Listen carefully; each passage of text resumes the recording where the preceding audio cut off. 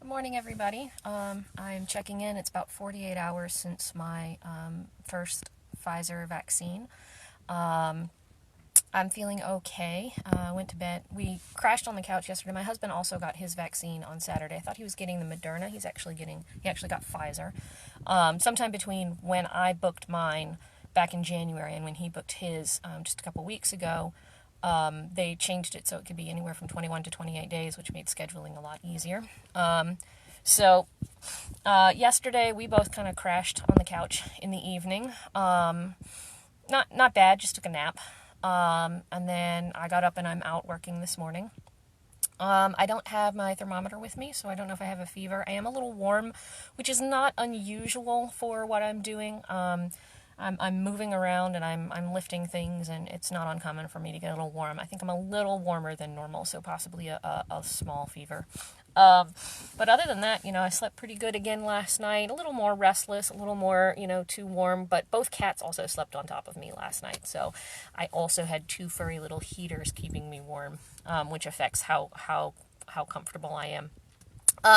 So I wanted to address real quick some things that I have seen regarding conspiracy theories. Some of them are very bizarre. Some of them are quite understandable, just because people don't get the science. As we talked about earlier, these are not going to be affecting your DNA. They don't. They are the messenger. They don't go once they have the message. They don't go back to the DNA. Nothing is impossible, but there have been millions and millions of doses that have been given out, and there's no side effects of that type. So this is not something you need to worry about affecting your DNA. This is something your body does every day. The mRNA, the messenger RNA, something it uses every day and doesn't mutate like that. So that's not something you need to worry about. The other one that is a lot more bizarre is the whole Wi-Fi or microchip thing. And I think that comes from our brains are not really equipped to understand the scale of things that we're talking about. So mRNA molecules are somewhere between 2 and 5 nanometers, which is incredibly tiny. So we're going to scale that up to a size our brains can comprehend. We're thinking about the size of a Hot Wheels car. A coronavirus is somewhere between 70 and 90 nanometers, so it's about the size of a tall person, a very tall person. I'm 64 inches, so I would not be quite tall enough to be a coronavirus. A microchip, on the other hand, the ones that they use in Sweden, which is basically just an RFID chip that you can put account numbers on for, using it like a swipe and pay kind of thing. Those are about the size of a grain of rice, so we're going to say half a centimeter. If you put that at our new scale, where an RNA molecule is about the size of a Hot Wheel and a coronavirus is about the size of a person, then we're looking at something about 2/3 the size of the Death Star. So there's no way you can just kind of sneak that in while people aren't looking.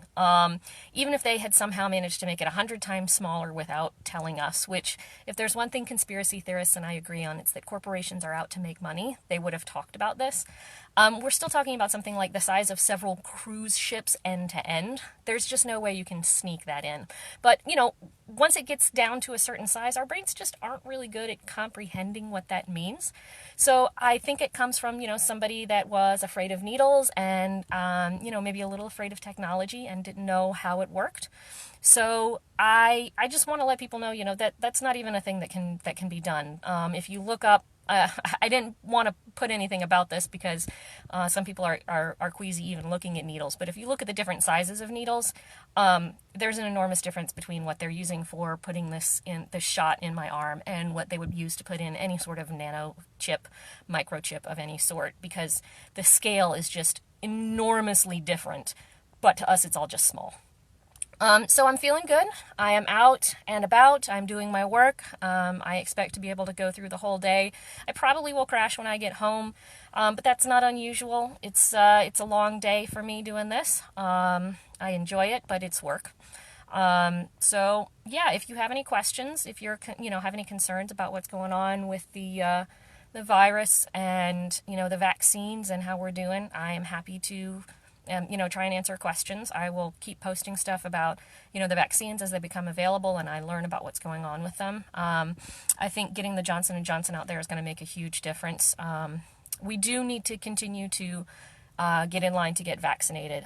Yes, there has been a big drop on how many people are getting sick and how many people are dying, but it's starting to plateau and flatten out on the way down, which is not what we want. We want it to flatten on the way up. And it's flattening out at about our second highest peak last June or July when we opened up before we had anything, before we had any idea of what kind of measures were needed.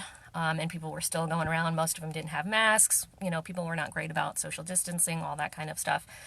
So get in line to get your vaccine. It's a good idea. It will make a difference. It will help keep people safe, and it will make it easier to open back up. It will make all of that happen faster and safer, and it will keep hospitals and your healthcare workers and friends from being overwhelmed. So please get in line for your vaccine. It doesn't really matter which one you get. Just get protected. Get it set up.